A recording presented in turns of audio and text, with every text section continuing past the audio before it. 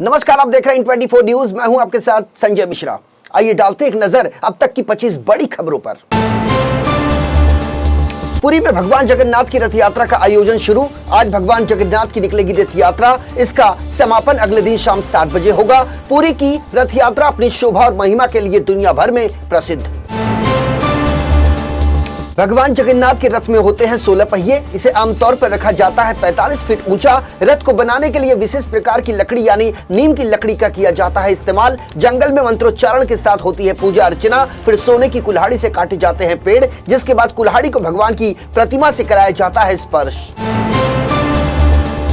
रथ यात्रा के लिए बनाए जाते हैं 3 नए रथ। एक रथ भगवान जगन्नाथ, दूसरा रथ बहन सुभद्रा और तीसरा रथ भाई बालभद्र के लिए किया जाता है तैयार। तीनों रथों को बनाने के लिए कुल 884 पेड़ों की लकड़ियों का किया जाता है इस्तेमाल। सबसे खास बात यह है कि इन रथों को बनाने में कील या अन्य धातुओं का नहीं किया जाता प्रयोग।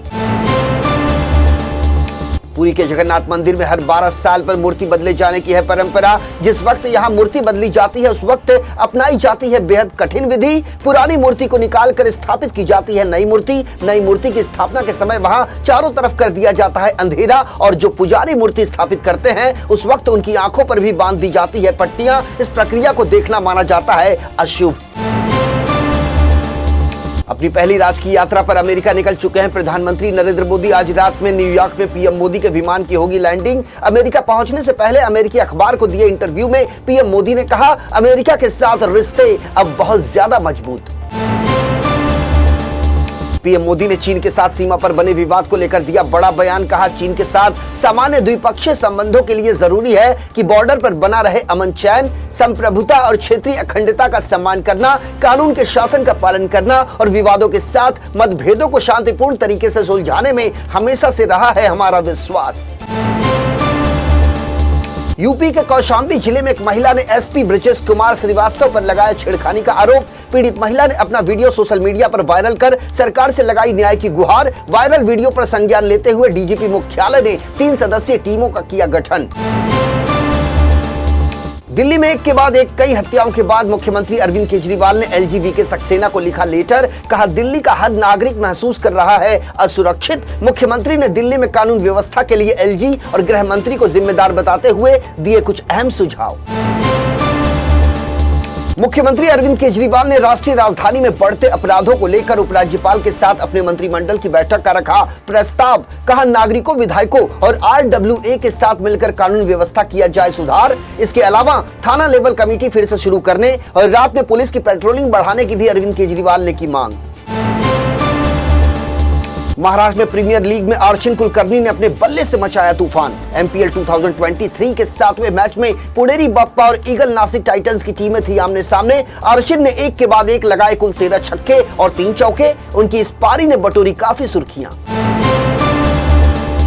बिपरजॉय की तूफानी चाल से मानसून के चलते राजस्थान के पहले 5 जिलों में बाढ़ जैसे हालात। कोटा, बारां, सवाई माधोपुर में प्रशासन ने जारी किया रेड अलर्ट। मूसलाधार बारिश से आम जनजीवन अस्त व्यस्त। बूंदी, अजमेर, भीलवाड़ा के सैकड़ों गांवों में बिजली गुल। अब तक राज्य में 8 लोगों की हुई मौत। अजमेर और जोधपुर में बारिश ने तोड़ा पिछले 100 सालों का रिकॉर्ड। 21 जून को पूरी दुनिया में मनाया जाएगा अंतर्राष्ट्रीय योग दिवस। साल 2015 से शुरू होकर हर साल मनाए जाने वाले विश्व योग दिवस के 9वें संस्करण तक योग का वैश्विक स्तर पर हो चुका है प्रचार प्रसार। विश्व योग दिवस के मौके पर योग में सरकारी नौकरी के विकल्पों में योग शिक्षक, योग विशेषज्ञ, योग ट्रेनर, योग सलाहकार की निकलती है बम्पर भर्तियां। इन पदों के लिए सरकारी नौकरियां योग के प्रसार में लगे सरकारी संस्थानों, विभिन्न आयुष शिक्षा संस्थानों, राष्ट्रीय स्वास्थ्य मिशन और राज्य के स्वास्थ्य विभागों की तरफ से मुहैया कराए जाते हैं रोजगार।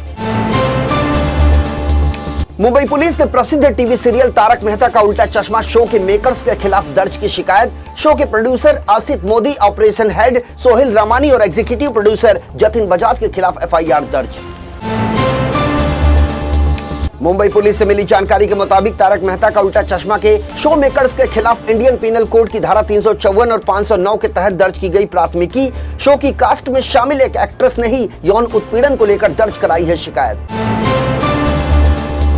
19 जून को महाराष्ट्र की सबसे मजबूत पार्टी कहे जाने वाली शिवसेना का मनाया गया स्थापना दिवस। इस बार पार्टी का 2 जगहों पर मनाया गया स्थापना दिवस। पहला पार्टी के फाउंडर बाला साहेब ठाकरे के बेटे उद्धव ठाकरे के खेमे ने, तो दूसरा ठाकरे परिवार से बगावत कर पार्टी और चुनाव चिन्ह अपने नाम करने वाले सीएम एकनाथ शिंदे ने मनाया स्थापना दिवस। उद्धव ठाकरे द्वारा गद्दार कहे जाने पर मुख्यमंत्री एकनाथ शिंदे ने किया पलटवार। कहा, आपने बाला साहेब के विचारों से की गद्दारी। अगर हमने गलती या फिर गद्दारी की होती तो 40 विधायक हमारे साथ शामिल नहीं होते।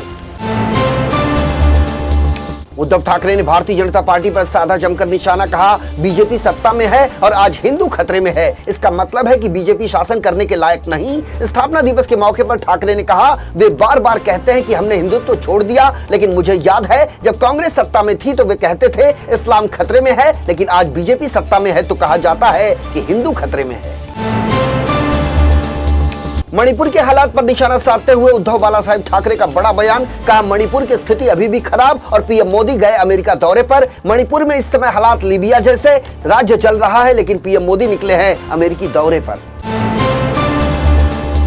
रामानंद सागर द्वारा बनाए गए रामायण सीरियल में सीता की भूमिका निभा चुकी दीपिका चिखलिया के डांस वाला वीडियो सोशल मीडिया पर वायरल। फिल्म भूल भुलैया के फेमस गाने मेरे ढोलना पर डांस कर रही दीपिका का लोगों को पसंद आ रहा है क्लासिकल अंदाज। गुवाहाटी हाईकोर्ट ने बिना एफआईआर दर्ज किए गिरफ्तारी के एक मामले में असम पुलिस को लगाई फटकार। कहा, गलतियों को छिपाने के लिए दर्ज नहीं कर सकते पोस्ट इन्वेस्टिगेशन एफआईआर। कोर्ट ने आरोपी को किया बाइज्जत बरी। पुलिस किसी को भी बिना कारण बताए नहीं कर सकती गिरफ्तार। कोर्ट के मुताबिक पुलिस को बिना कारण गिरफ्तारी का कोई अधिकार नहीं। अगर पुलिस किसी को गिरफ्तार करती है या थाने में बंद करती है तो उसे अपनानी पड़ती है कानूनी प्रक्रिया और बताना होता है गिरफ्तारी का कारण। यदि पुलिस ऐसा नहीं करती तो उसके खिलाफ भी की जा सकती है कानूनी कार्रवाई। शिवसेना के स्थापना दिवस पर उद्धव ठाकरे ने मुख्यमंत्री एकनाथ शिंदे को बताया गद्दार। उद्धव ठाकरे ने कहा, 19 जून शिवसेना का स्थापना दिवस, तो 20 जून को हम मनाएंगे अंतर्राष्ट्रीय गद्दार दिवस। बीते साल 20 जून को एकनाथ शिंदे के नेतृत्व में शिवसेना के 40 विधायकों ने उद्धव ठाकरे सरकार के खिलाफ की थी बगावत। इसलिए उद्धव ठाकरे ने 20 जून को करार दिया अंतर्राष्ट्रीय गद्दार दिवस। उद्धव बाला साहेब ठाकरे द्वारा 19 जून को स्थापना दिवस और 20 जून को अंतर्राष्ट्रीय गद्दार दिवस मनाने के ऐलान के बाद मुंबई पुलिस ने शिवसेना एनसीपी कार्यकर्ताओं को जारी किया नोटिस। कहा, ना बिगाड़े राज्य में कानून व्यवस्था, गद्दारी के मुद्दे पर गरमाई राज्य की सियासत। तो ये थी अब तक की 25 बड़ी खबरें। इन 24 न्यूज को यूट्यूब पर सब्सक्राइब करना ना भूलें।